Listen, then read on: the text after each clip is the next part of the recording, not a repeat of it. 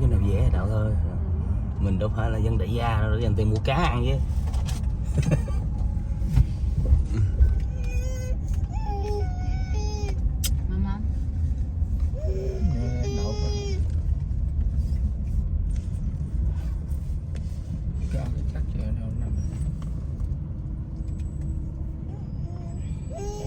Quá đất lót rồi.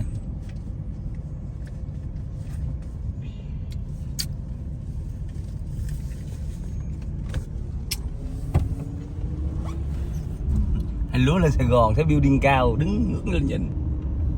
Ủa trời, cái kia nó dám mở cửa sổ ra kìa. Ủa nó nhảy xuống gì vậy?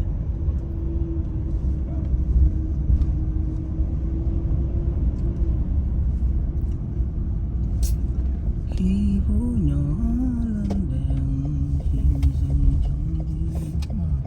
Đậu coi.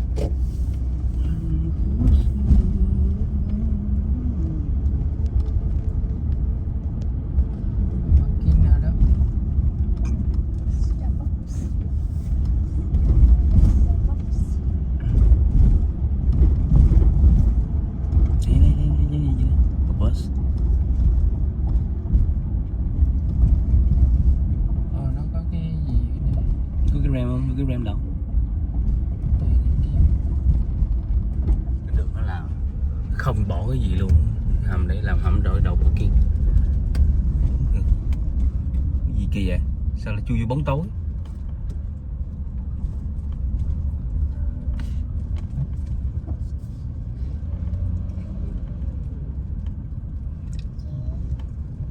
Chắc đây chắc dễ à.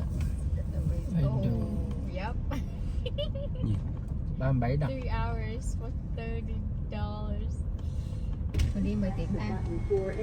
Thôi mình chạy ra luôn. Bây giờ mình mới đi thì chắc cũng phải là 4-5 tiếng. 37 đồng. Yeah.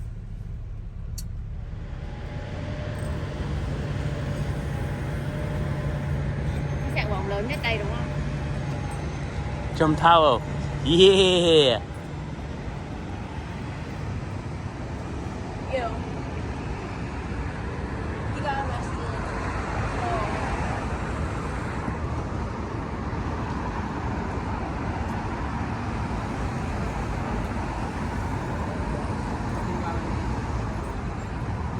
Bắt đầu buồn.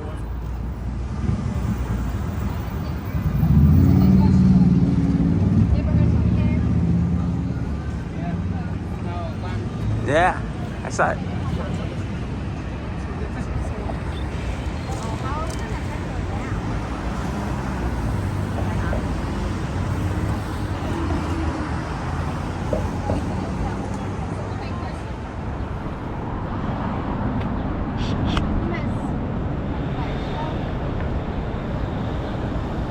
That's my book.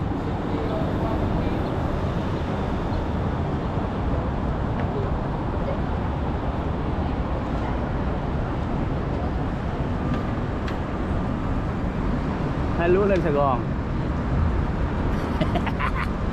Thấy cái gì cũng lạ hết. Đấy.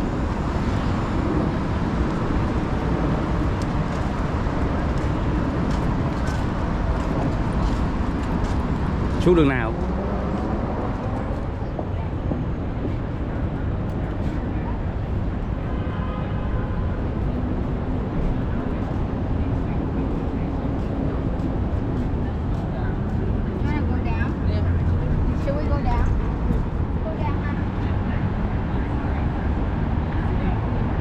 Sao?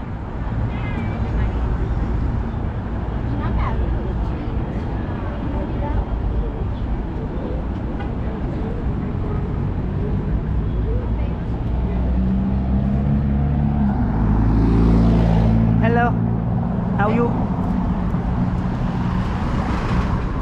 Trở lại. Làm đi không Đăng?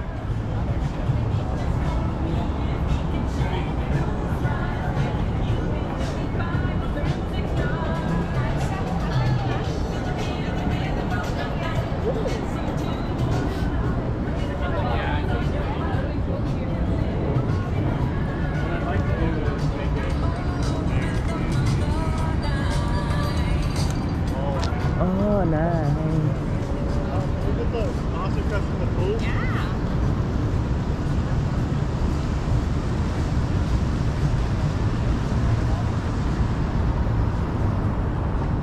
ông già cho chiếc tàu ở đây sống chở khách đi cũng có tiền. My friend, come here, my friend.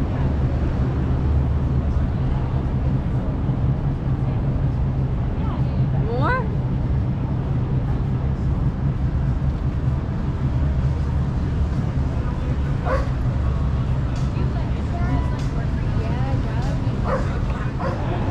Này giống như đi Florida cũng có tàu nó chở đi một vòng trong cái tour nhà này nọ đó.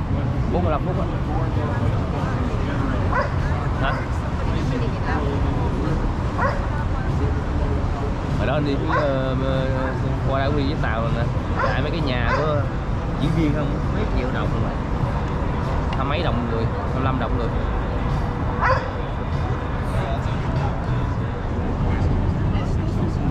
Hello. How are you? Hi. How are you?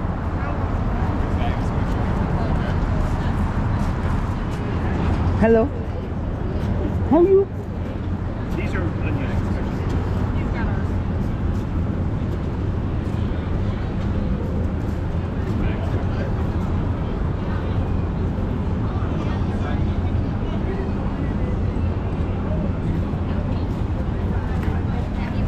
Bag inspection here. Did you open up the purse? Oh, yeah. Oh, so are there purses on? Go, go, go.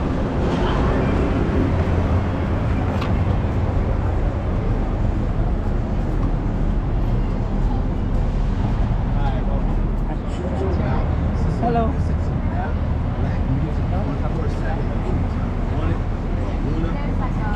Ê, đúng lúc mà nó hết nắng rồi đá.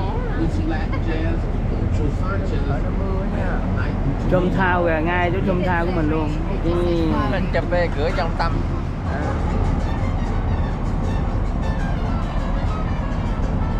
Lúc mà Sàn Hai Sydney nó đài cái chỗ này xanh. Hồ. And when the weight is raised, the bridge closes. We'll see a great example of this later in the tour.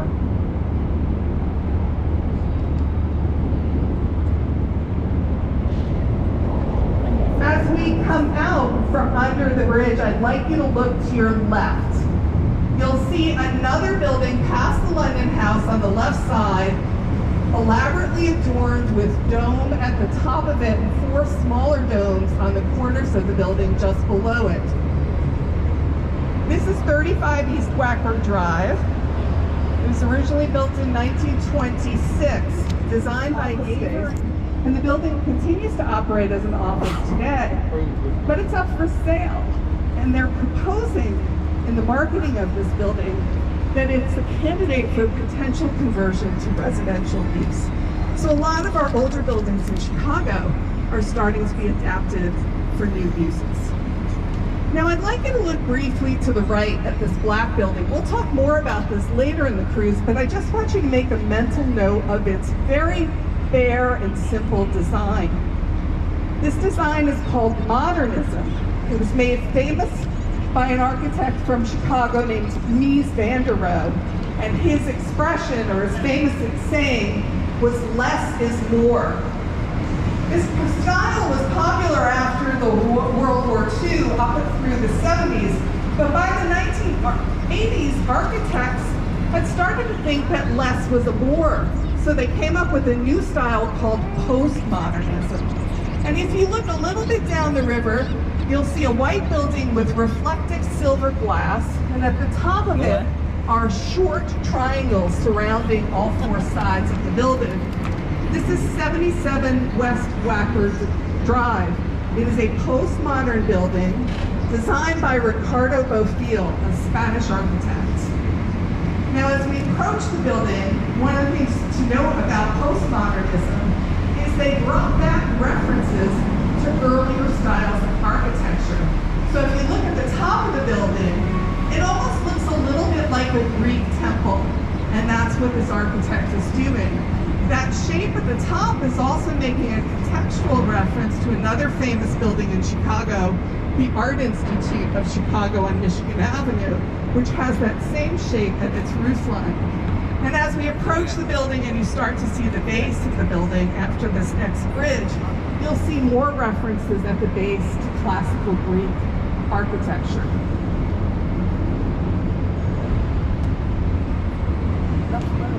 Now, as we cruise down the river, all along us on the left side is the river walk. This was built from 2014 to 2016, and it was designed by Carol Ross Barney Architects. And here, as we approach the base of 77 East Wacker, you can see those further Greek influences in the base of the tower. Back to the river walk.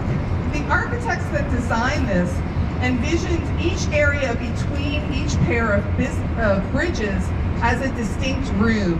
And different rooms were meant for different purposes. So we have rooms where you can dock a boat that are marina-like. We have a lawn further out where people can lounge. And past this next bridge on the left, you'll see a set of stairs. This area they call the theater room. And one of the thoughts was that a barge could park alongside and serve as the stage while the audience observed the performance from the steps.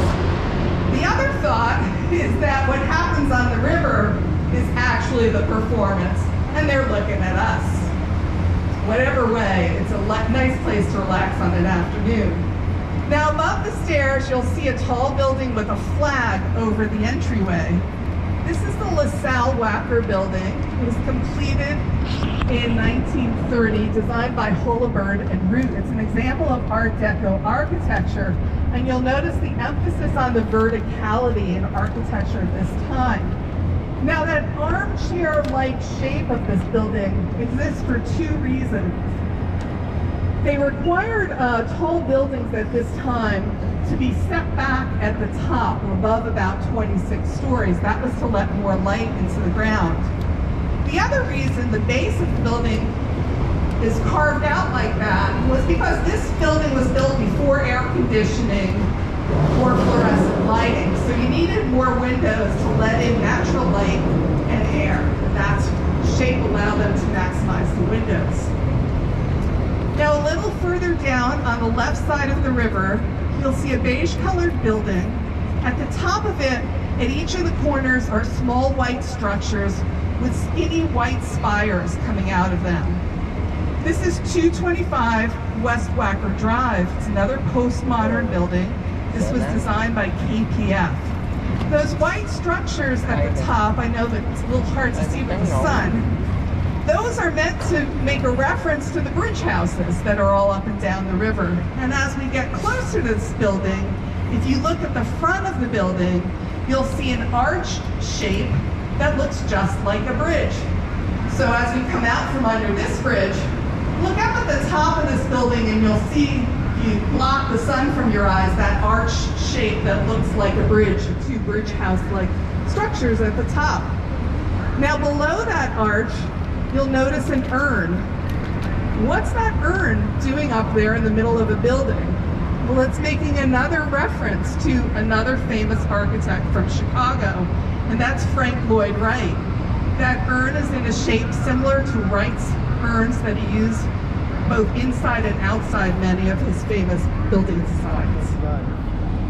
Now we're entering a part of the river called the confluence, where the north, south, and main branch of the rivers meet in the shape of a Y. This Y, surrounded by circles, called the municipal device, and it's a common symbol for Chicago. You'll see it on many buildings around Chicago, like the library and the Chicago Theater. This building coming up on the left, the curved green glass building, this is 333 West Wacker Drive. This is also designed by KPF. The green color is making a contextual reference to the river, the color of the river in both shade and sun, and the curve reflects the bend in the river here. You'll notice the base of this building has a granite wall. That's actually hiding the mechanicals of the building. Usually we put mechanicals at the top. Here they've been placed at the bottom because of this elevated train that runs to the right of the building. That train makes so much noise, they were afraid that if they could put offices at this level, they would be too noisy. So they moved the mechanicals down and the offices up. and that was one way to increase the profits in that building.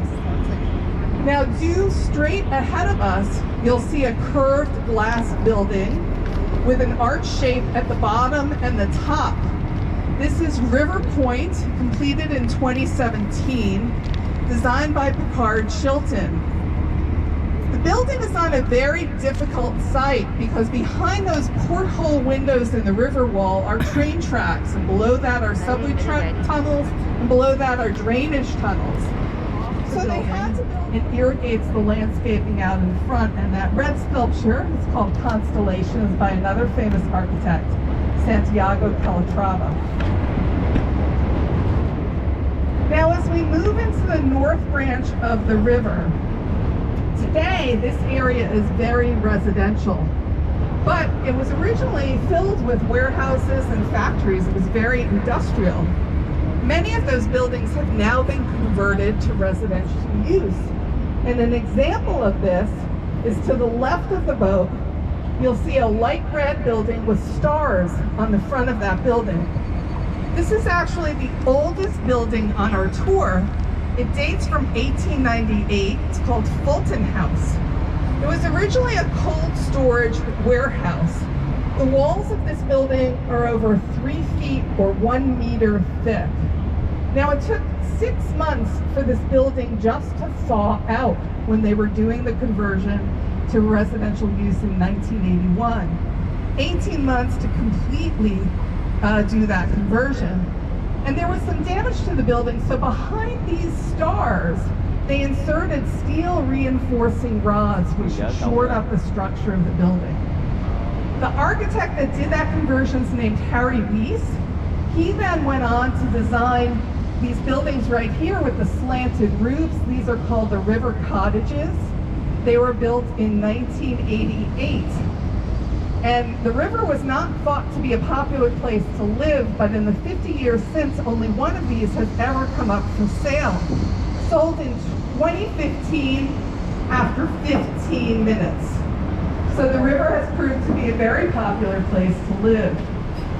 Now we see some of the changing attitudes towards the river in the buildings on each side of the river here. On the right side of the boat, this low-lying blue building is the East Bank Club. It's an athletic facility built in 1979 designed by Gordon Levin. Originally, this building had no windows on this side. It basically turned its back to the river, and that's because the river at that time was still very polluted, and it smelled a little bad, to be honest.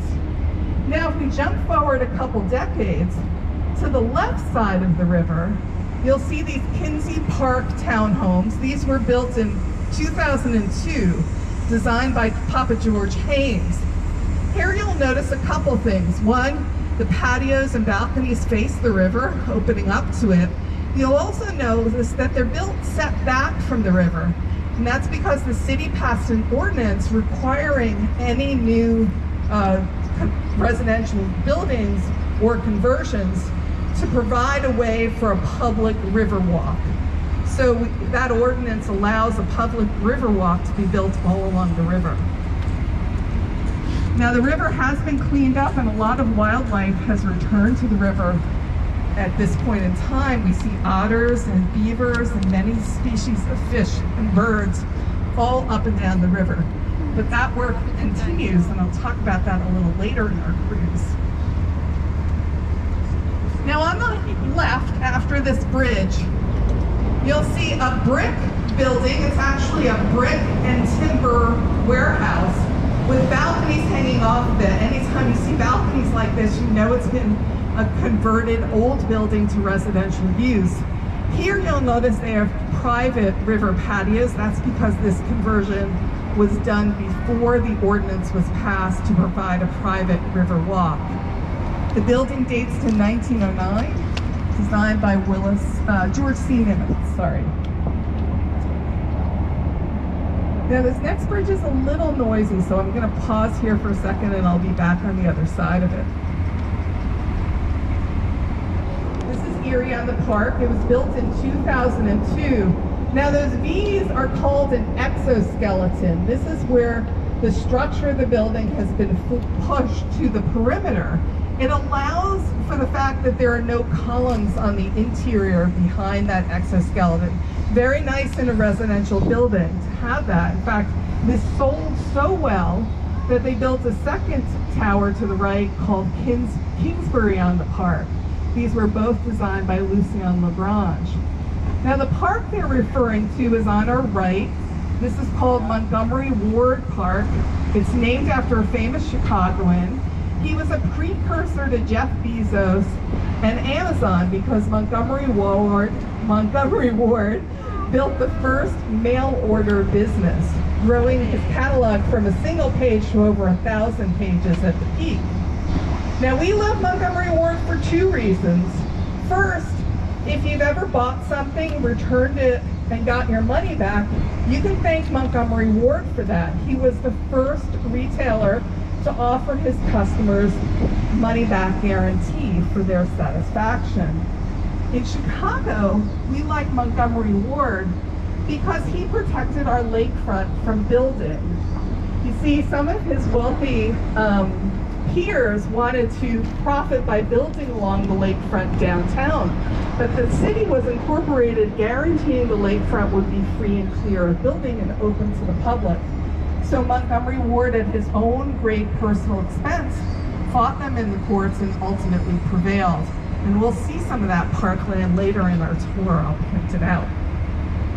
Now we're moving into a part of the river that used to be the campus for the Montgomery Ward business.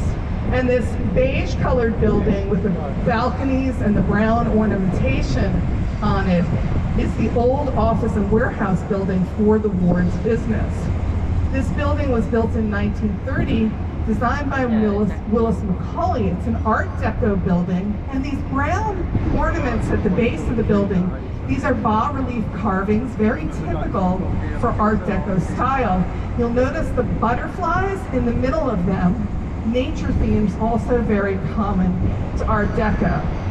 Now here they solved for the public walkway in an interesting way. The building was converted to residential use in 2002. They obviously couldn't move the building back 30 feet or 10 meters, so they carved out the base of the building wall and created this covered walkway. We see that same approach in this next the Riverwalk in the same way. This was converted to office, residential, and retail use in 2000 by Gensler. But the building was so large when it was a catalog warehouse that the workers used to wear roller skates just to get around it. Now as we head into our turn, you'll notice the lands to the right of us at the point of this island is pretty vacant, as well as this land on the left side of the boat over here. That's because this area is undergoing redevelopment. Soon 5,000 residences will be built in over 9 towers between these two areas. So if you come back in a few years, this area will be entirely transformed. Now if you notice, there's another very large Tribune building straight ahead of the boat, kind of off to the left side, just past the bridge. That currently is the Chicago Tribune printing plant, but they'll be moving out next July, and the building will be torn down, and what will be built in its place is the first casino and hotel complex in the city of Chicago. So this whole area is going to be quite changed in just a matter of a few years. Now you may notice off to the right of the boat there's that thing that looks like a grain elevator. That's actually something called Yard 32, where they make concrete. And I guarantee that all the buildings built around here will get concrete right from Yard 32. Now, as we continue down the river for the next couple of minutes, I won't be referring to any buildings. So if you need to take a break or get a beverage, it's a good time to do that. You'll be able to hear me no matter where we go. But instead, I'm going to talk about that problem that we had with our polluted river a little bit more. And this problem goes back over a century. And while many of our buildings are innovations, our river is also an innovation. In fact, it's the third in a series of engineering innovations, all having to do with a problem we still struggle with in Chicago today.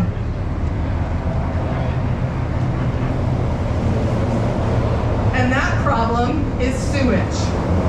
So back in the mid-1800s, Chicago had no sewage system. So human, animal, and industrial waste just flowed freely, and it got into the groundwater, and it made people very sick. So along came an engineer named Ellis Sylvester Chesbrough, and he said, "Chicago, I have a solution. You must build a sewage system." And the city said, "Okay, let's do it." Problem was, the ground was so low and so wet that if they put the sewage pipes underneath the ground, the river water would just back up into the sewage system, and it wouldn't work. So they literally had to raise the city. So they jacked up the buildings in the city up to 10 feet off the ground, and then installed the sewage pipes underneath it, and backfilled all of that with dredge from the river, and that sewage system worked. It collected the waste, flushed it out to the river, and it no longer got in the groundwater. So that worked for a while. Except eventually the city built a municipal water system, and that water system drew its water from the lake, and the river ran into the lake. So eventually the sewage was getting back into the municipal water supply, and people once again were getting sick. So back came Chesbrough, and he said, "Chicago, I have another solution. You need to build water intake facilities 2 miles out into the lake where the water is fresh and clear." Chicago said, "Okay, let's do it." So they did just that in the largest engineering project of its time. They built water intake facilities 2 miles into the lake, that's about 4 kilometers. They dug down under the lake back towards shore, at the same time while digging down from shore under the lake out towards the water facilities. 2 years of solid digging, all by immigrant labor, mind you. They connected the pipes up, and it worked for a while. The water ran fresh and clear back to the city, but the city kept growing, and with more people came more sewage. And eventually, with heavy rains, the sewage was still making its way out to those water intake facilities. By the way, they're still there and still in use, so you can see them to this day. So, back came Chesbrough, and he said, "Chicago, I have yet another solution. You need to reverse the river so it doesn't flow out to the lake at all, but instead flows down to the Mississippi and to our neighbors in St. Louis." Now, by this time, you might wonder if the city should listen to Chesbrough, but once again, the city said, "Okay, let's do it." But it took them 30 years to get around to this project. There was a civil war, Chicago had a great fire. Chesbrough even passed away in this time, but by 1892, Chicago had the funds to start the project. And what they had to do was build a trench, a canal basically, 23 miles long, that would connect up to the Mississippi River. That canal had to be 10 feet deeper than the riverbed so that gravity would pull the water into the canal. Now, mind you, that's about 46 kilometers. 26 miles, 43 kilometers. It took them 8 years of digging. Again, the largest engineering project in the world at the time. They used the same technology on the Panama Canal. But by January 2nd, 1900, it was finished. And they dynamited it open. Water began to trickle in, and 15 days later, the river had reversed. And that worked for a while. But of course, the city kept growing, and while we were dumping sewage in the river was getting dirtier and dirtier. So there's been a project going on for 50 years. One of the largest civil engineering projects in the world. You probably never heard of it, called the TARP. The Tunnel and Reservoir Project. It will finally be finished in 2029. And it is that that's cleaned up our river over these decades. There are deep tunnels underground up to 33 feet wide. It's about 10 meters. And they collect water when we have heavy storms because our storm and wastewater system are combined in Chicago. So they all drain off together. That water is then flushed out to reservoirs outside of the city where it's cleaned and then slowly released back to the river. And that has fixed our sewage problem for now, and hopefully for a while. Now, we're approaching, that's enough about sewage. We're approaching a bridge that looks like it's stuck in the open position. This is the Kinsey Rail Bridge. It's on a famous site because this is where the first pedestrian bridge was built in Chicago in 1832. It's also where the first rail bridge was built in 1853. Now, as we approach it, look to the back of the bridge and you'll see a concrete counterweight.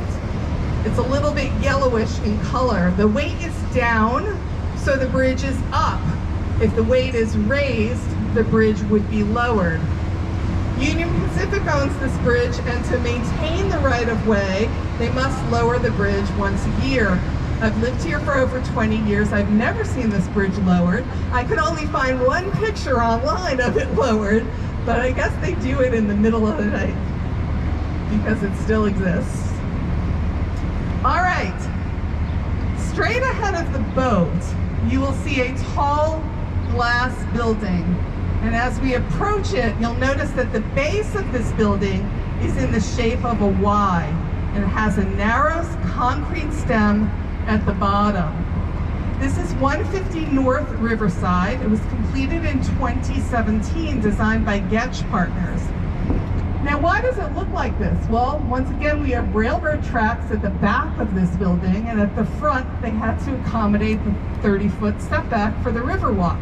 So that was the only place they could put a foundation. The entire weight of the building is held up in that small area. It has some of the strongest steel in the world, the largest I-beams in the world running down the sides of it. So that's what holds up the building. But what happens on a windy day to keep it from toppling over? Well, at the top of the building inside, there are two enormous tanks of water holding 150,000 gallons. That's half an Olympic swimming pool of water. When the wind hits the building on one side, the water in those tanks slosh to that side and it counteracts the force of the wind and stabilizes the building. This is called a tuned mass damper, and it's what keeps this from swaying in the wind. Now, as we go past this bridge, you can look up and see a great reflection of the boat. It's a good photo opportunity. If you look up, you'll also notice the building looks like it ripples. There's little fins between the panes of glass. Those are solar shields that help reduce heat gain in the building. And if you're on the deck through these glass areas at the base, you'll see a red brick building behind this, and you'll get a sense for exactly how narrow that stem part of this building is.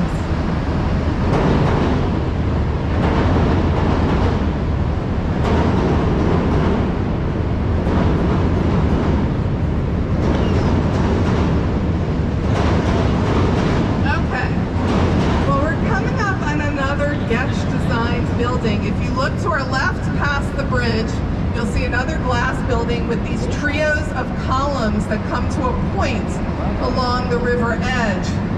This is the Bank of America Tower, completed in 2020, designed by Getch Partners. Now, Getch Partners has a design philosophy. They believe it's more important how a building meets the ground than how it meets the sky. And both of these buildings clearly make that philosophy present. Now, this is a very narrow lot, and they wanted to build a full-size building but still accommodate the Riverwalk. So the top of the building is full-size, and then there's this cutout at the base, and the entire river side of the building is held up by these columns that come to these points at the edge. A magnificent solution for the public right-of-way. Now, just past the bridge on the left, you'll see an older building. This is the Civic Opera Building. I know this because it says so right on the side of the building. Behind this big wall is the stage where the Lyric Opera and Joffrey Ballet performed. This building was completed in 1929, designed by Graham Anderson, Probst, and White. It's in the Art Deco style. You'll see some bas-relief carvings above the name of comedy and tragedy. And if you look up, you'll see it's in that kind of armchair shape like the building you saw earlier. Now also in that armchair shape is the next building on the left, this brown-colored building. This is 10 and 30 Wacker Drive. It was designed by Fujikawa, Johnson, and Goebel architects. These were built in the mid-1980s. It's a postmodern building, and its shape is making a reference, of course, to the Civic Opera House we just passed, but the center area of the building used to be the trading floor for the Chicago Mercantile Exchange. That trading has gone online, and it's now converted to additional office space. Now, to our right, you'll see two identical square black steel and glass buildings. This is Gateway Center 1 and 2. These were built in the mid-1960s, designed by Bruce Graham from Skidmore, Owings, and Merrill. Bruce Graham was a student of Mies van der Rohe, the father of modernism. So these are modernist buildings. And modernism was so simple and pure in its form, it was meant to be architecture that could live in any city and be used for any purpose. It was architecture for everyone. But the style did evolve a little bit. So if you look ahead on the right, you'll see this white grid-like building made of reinforced concrete walls. This is also designed by Bruce Graham, but it's a little bit later. It's 1971. So here he's using new materials like this reinforced concrete. As we get closer, you'll see that the building also has a small black building behind it with X's on the outside of the building. After you pass this bridge, you'll be able to see that more clearly. Now that's another exoskeleton when we see those exposed structural elements on the outside of the building. When we see an exoskeleton, we know that there's no columns on the inside of that building. This also was once the trading floor, and obviously when you're doing trading, hand signals are very important. So those sight lines unobstructed were critical, which is why they built it this way. Now past that building is the fourth Gateway Center building, this green curved glass building. This is now in the postmodern building. This was built in the early 80s, designed by Skidmore, Owings, and Merrill again, but here Jim DeStefano was the lead architect. The curve and the color of the building are making references to the river, and as we approach it, you'll notice that the glass almost shimmers like the water in the river. That's because each pane of glass is pitched at the corners, and that tower at each end of it. This is the old post office. The middle section dates from 1921, and the towers in the back portion from 1934. It's designed by Graham Anderson, Probst, and White. It's an Art Deco building. And with mail-order businesses like Ward's and Sears and Spiegel, we needed a large post office. But by the mid-90s, this post office was obsolete technologically. So they built a new post office further down the river, and this building sat vacant for decades and fell into terrible disrepair. When finally a New York real estate firm came along and bought the building, they actually thought about tearing it down at one point, but it was impossible to do that because the highway runs right through the middle of it, and there's train tracks underneath. So a firm bought it, and they have converted it to Class A office space. It's an amazing redesign. We do walking tours of this building. The roof has a garden and sports facility with basketball and pickleball courts. The lobby is a lounge that's all restored to the Art Deco original. And there's also a food court. It's a very successful redevelopment effort. And it's nice to see these old buildings come back to life like that. And this has really reinvigorated this downtown part, southwest corner of the Loop. Now the new post office is this low-lying white building with the yellow columns and steel girders on it. That's where the post office ultimately relocated to. Now past this next bridge on the left is what looks like vacant land, but this is also undergoing redevelopment and some of it has been built already. So this is a new neighborhood that's being called South Bank. Ultimately, this will be filled with residential towers as well as a landscaped park and riverwalk. The most recent of the towers to be built is the Reed, which is the black building you see here. So even this close to downtown, new neighborhoods are still being born in Chicago. Now, imagine waking up one morning and your city has burnt to the ground. Well, that happened here in 1871. In fact, the fire of 1871 started just a little further south on the river and inland about half a mile or a kilometer. It started in a barn. And because so much of the city had been built with wood and it was very industrial, the river was very polluted. More about the Willis Tower when we get closer to it and can see it a little better. But back to the skyscraper. So three things had to fall in place for skyscrapers to come about. The first thing was steel, structural steel. You see, up until then, buildings had been built from wood and masonry, and it was the walls of a building that held it up. So to build taller, you had to have thicker walls to support the weight of the building, and there were some limits to that. But steel is so much stronger than either of those materials that what you could build was a skeleton frame of columns and beams. And you could hang the outer walls off of that frame. That allowed them to put larger windows in the buildings, let more fresh air and light in. So structural steel was the first thing that enabled skyscrapers to be built taller. Now once you build a tall building, you need to get the people up into the building. So the second thing that was needed were elevators. But the elevators had some failures early on, so people got very nervous about going into these tall buildings. So along came a man named Otis who built the safety brake on elevators.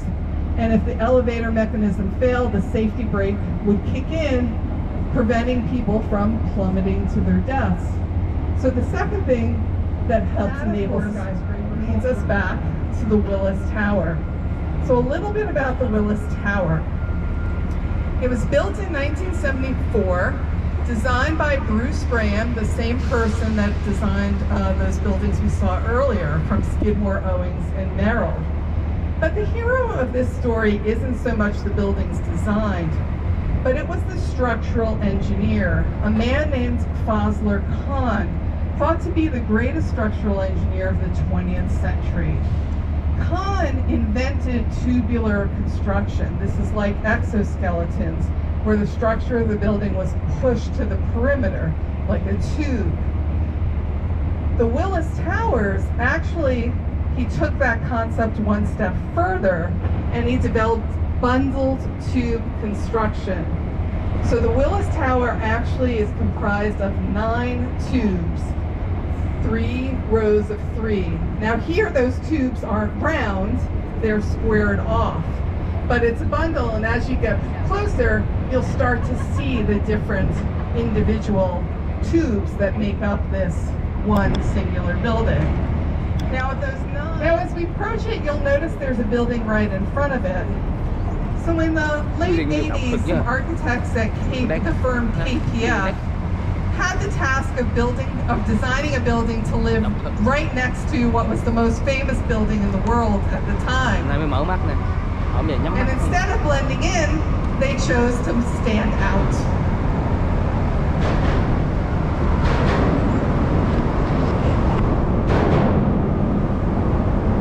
So this octagonally shaped pink granite building is 311 South Wacker Drive, designed by KPF and built in 1990. Even though it really is a departure from the design of the Willis Tower, it does make a nod to it. If you look up, you'll see that it kind of mimics the step down in its towers, just like in the Willis Tower as well. So it's making a little bit of a reference to its neighbor. And here you can get a great view of the 9 towers that comprise the Willis Tower, the 9 textual reference to the old warehouses all along the river, an example of which is right to the left. All of the old buildings had clocks at the top of them, and that was because this was before people could afford to have their own watches. So these clocks all around the city served as timepieces. Now, on the left, past this next bridge, is an older building. This is 2 North Riverside Plaza. This building set back from the river with the clocks on the end here. This is the old Daily News building in Chicago.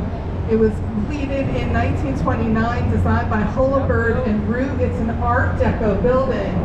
But this building has an innovation without which none of the other buildings on this side of the river could ever have been built. And here, it's not the architects or the engineers that are the heroes.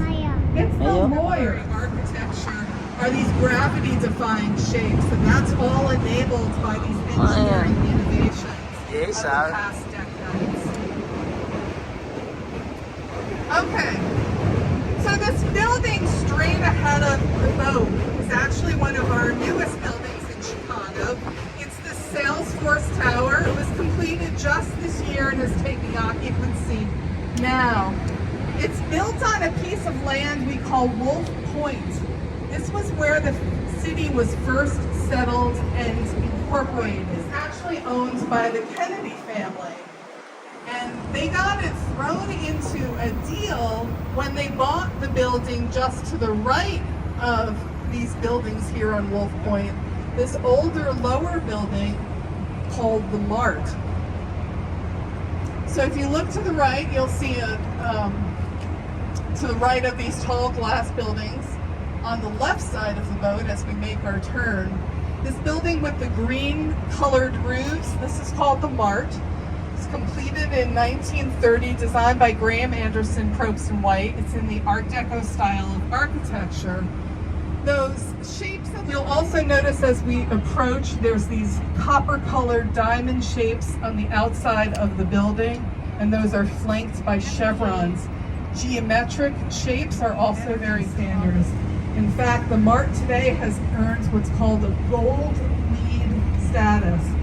LEED is the most widely used green building standard.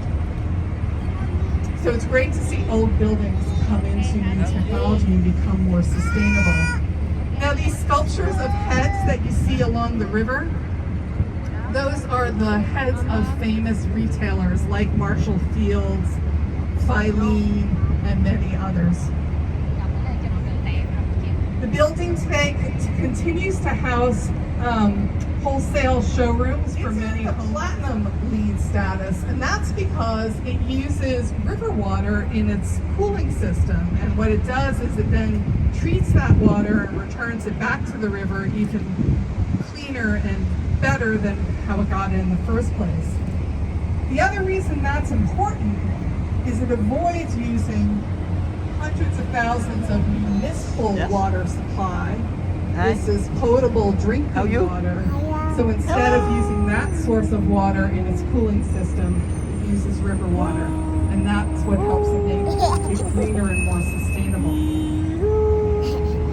Now as we pass this next bridge on the left, you'll see one of these old factory buildings.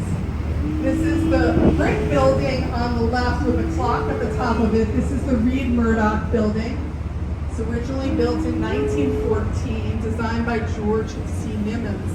And this type of brickwork is called tapestry brickwork. It's one of my favorite buildings in this section of the river because it really takes you back in time, and it's one of the few surviving buildings from this era. And of course the clock is just like we talked about earlier, the official timepiece for this workplace of the time. Now if you look down the river on the left-hand side, you'll see one, and eventually you'll see the second of 2 towers that look like corn cobs, and we call them that affectionately in Chicago, but their actual name is Marina City. It's a complex of several buildings. I'll point out the others as we approach. This is another Bertrand Goldberg design. This complex was built from 1959 to 1967. The building plays off on that city within a city concept. So we have residences, there was an office building, a movie theater, a skating rink, a bowling alley today. And behind that you'll see a modernist style, relatively low office building. That is a hotel today. All part of this Marina City complex. And of course there's a marina on the base of it as well. Now, Goldberg wanted to build all these amenities into this complex because he was trying to attract people back to living in the city. After the war, many people fled to the suburbs. And by building a complex with so many amenities, he really started to repopulate the city center for residential use. Now, past this building on the left, we see that black square building again. This is the last work of Mies van der Rohe, completed in 1971. It was currently the AMA Plaza. It was originally built for IBM. Now, while the design isn't so innovative, it looks like many other modernist buildings. What was innovative was the energy efficiency of this building. It was 43% more efficient than any other buildings at the time. The heating system was all computer controlled, designed by IBM. And van der Rohe built in a thermal break in the structure of the windows on the outside that reduced the heat exchange in the interior and exterior of the building and helped to better regulate temperature. The base of the building is very typical modernist. You'll see a recessed glass enclosed lobby and these exposed columns all around the outside. Those are called pilotis. Very typical. It almost makes the building look like it's floating. Hello. Hello. How are you? Now, past the AMA Plaza and past the bridge on the left is a building that needs little introduction. It's the Trump International Hotel and Tower. It's the second tallest building in Chicago. Now, remember I said that the tallest buildings in the world were being designed in Chicago? Well, that architect's name is Adrian Smith. And Adrian Smith also designed this building.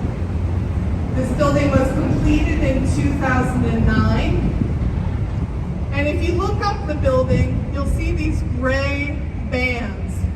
The building has a concrete core, which not only saved money, but it was faster to build. And behind those gray bands are what are called outriggers.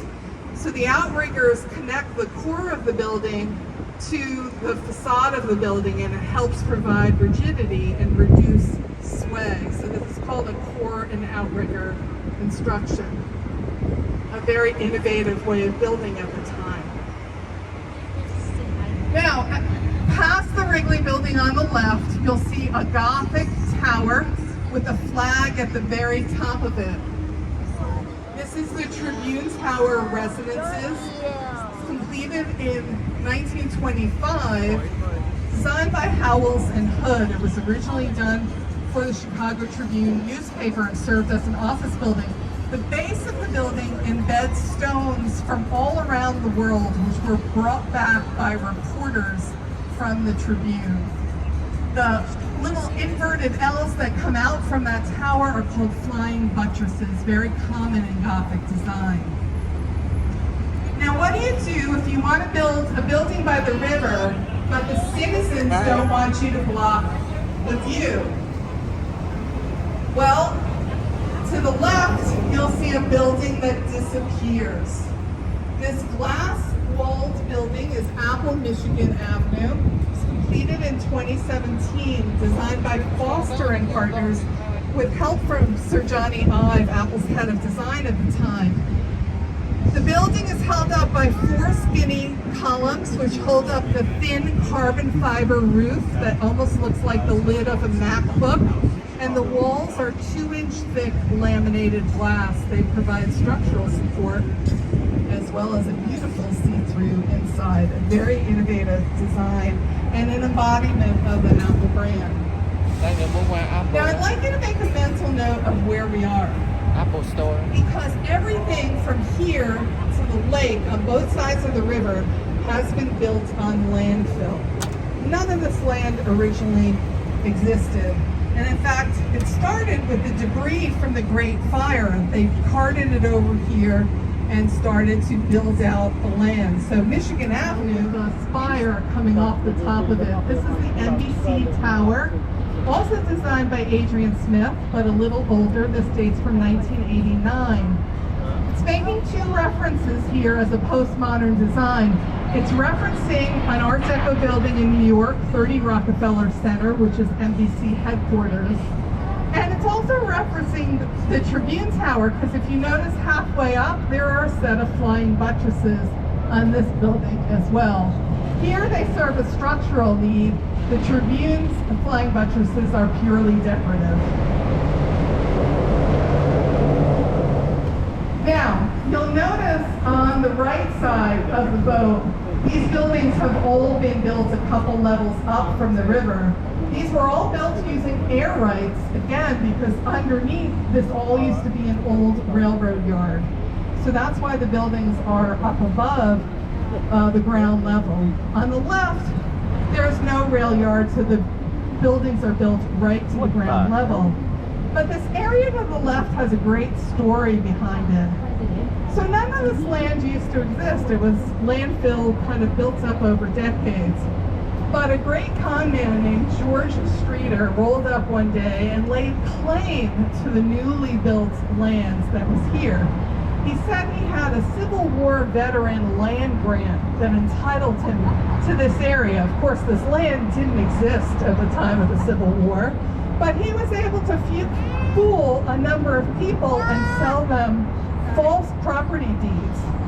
Then he used the money from those deeds to fight the rightful landowners in court, tying up this land literally for decades.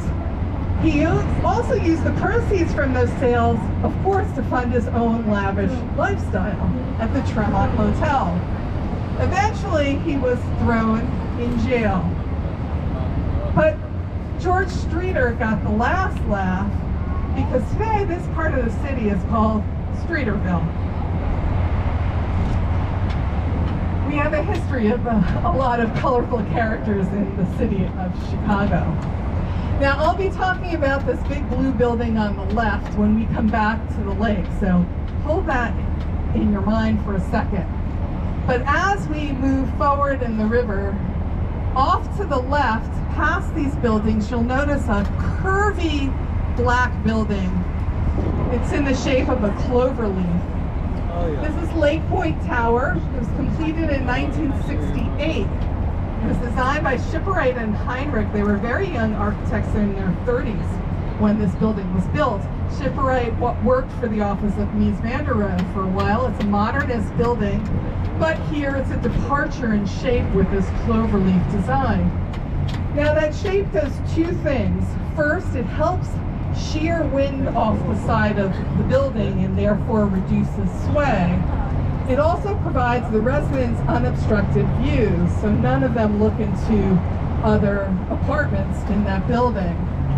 Of course, this building will always have unobstructed views because it's the only residential building that will ever be built east of Lakeshore Drive, the road we're about to pass under. And that's because it slipped through on a little loophole in the zoning ordinance of this area, which was considered a harbor, so they allowed for private building for the harbor front. But after this building was built, they closed that loophole, so it's the only building that will remain. Now as we get closer to the base of Lake Point Tower, you'll see that same modernist design with the exposed columns on the outside called pilotis and that recessed glass lobby, typical of this period. Now, past Lake Point Tower on the left, You'll see two green top towers, and behind that a Ferris wheel. This marks Navy Pier. It was originally built in 1916, designed by William Frost. It started as a municipal pier, a working pier, but eventually returning GIs up through the mid-60s, at which point it was vacant until the mid-90s. And then in the mid-90s it came back as a hub for recreation and entertainment. Today it houses our Children's Museum, it houses the Chicago Shakespeare Theater, Convention Center, a ballroom, many restaurants, and actually a hotel as well just got built there. The Ferris wheel is original to Chicago. The first Ferris wheel appeared at the 1893 Columbian Exposition. That Ferris wheel was a third larger than this one and held up to 2,000 people. Now as we move into our turn, I'm going to let you take in our beautiful skyline and snap a few photos, and I'll be back on in a few minutes. Đẹp quá. Ê, đẹp quá.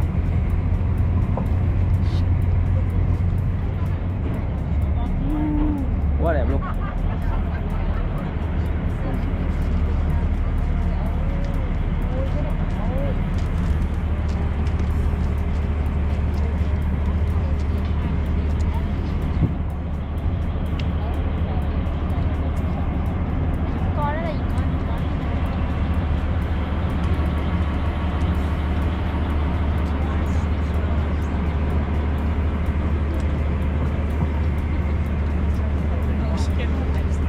On the left side of the boat is the Chicago lock system. The lake and the river are actually at different levels, so all boats have to go through this lock system to transfer from the lake to the river. So that's what you see over there, in case you were wondering. Just a little bit of orientation as well. That cluster of tall buildings down to on the right side of the boat, if you look back towards the city all the way to the left, that's the South Loop neighborhood. Now between that neighborhood and this one right here, which is called Lakeshore East, it's all parkland. So there's in the town or city that you come from as well. But by the 80s, architects were a little bored with the less is more approach, and they came up with postmodernism, bringing back references to earlier architectural styles, but in a more stylized modernist way. And also contextual references to their surroundings and the purpose of the buildings. And that all led up to the contemporary architecture of today with our soaring heights and our gravity-defying shapes. I also said we talk about what makes buildings stand up, and we talked about the evolution of structural elements from wood to masonry to then steel and now concrete, and what keeps buildings from swaying, things like exoskeletons and blow-through floors and tuned mass dampers. We're stuck under a noisy bridge, so I'll pause for a second. Xong xuôi, quá đã luôn. Quá đã. Mở mắt ra nữa, không giờ nhắm mắt không à. Đúng kiểu hai lúa. But cities and buildings are built for and by people, and so is this crew. So there's some people I'd like to recognize. First of all, if you could join me in thanking our captain and crew for smooth sailing today, give them a round of applause.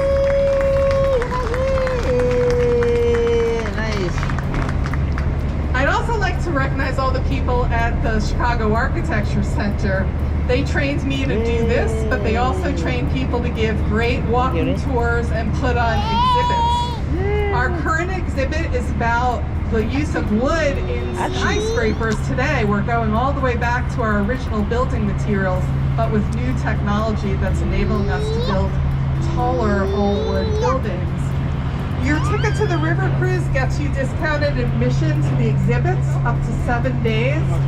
It also gets you a nice discount at the design store, where they have some clever souvenirs as well as architectural themed books, toys, and housewares, so check that out. To get there, it's in this black building on the left side. Just walk up the stairs, cross the street, and look for the big C, and you'll know you're there. volunteer, so I don't take tips. But if you are so inclined, you can always make a donation at the center or online at architecture.org. And that is also where you can learn about all the walking tours we offer and everything else we offer as well. I have a couple more things to tell you. After the cruise, I will be dockside, so if you have any questions about anything we've seen, I'd be happy to answer them. Also, while I don't take tips, I like to give tips. So if you need anything, tips on things to do in Chicago or places to eat, I'm happy to help with that as well. Okay, last thing, please remain seated until the captain gives us the okay to disembark. And thank you very much for your time. I want to thank you for choosing us for your river cruise. We know you have a choice, and if you enjoyed it, please think about leaving us a review. There's a QR code in your brochure that makes that very easy to do. Thank you for your time and attention today. Have a lovely rest of your day and enjoy Chicago. Woo! Yeah! Thank you.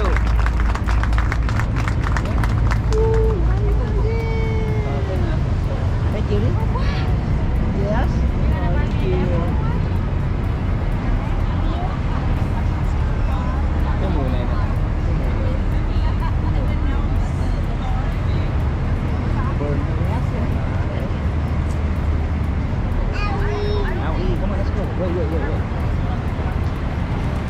Ok. Đi về đi ngủ đi. Đi. Gì? Chị đi đâu nữa vậy? Buổi chiều muốn đi về. Dạ, bắp của chị. Chưa. Đi mua về. Đi mua về là ngon đấy. Mua vào trên đường.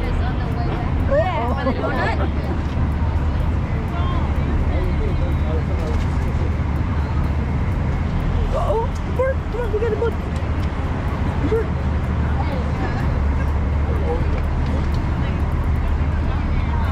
Bird. Bird. Bird. Yeah.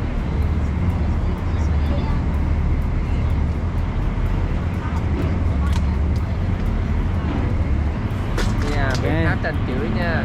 Captain chưa nói đi mà nhà đi.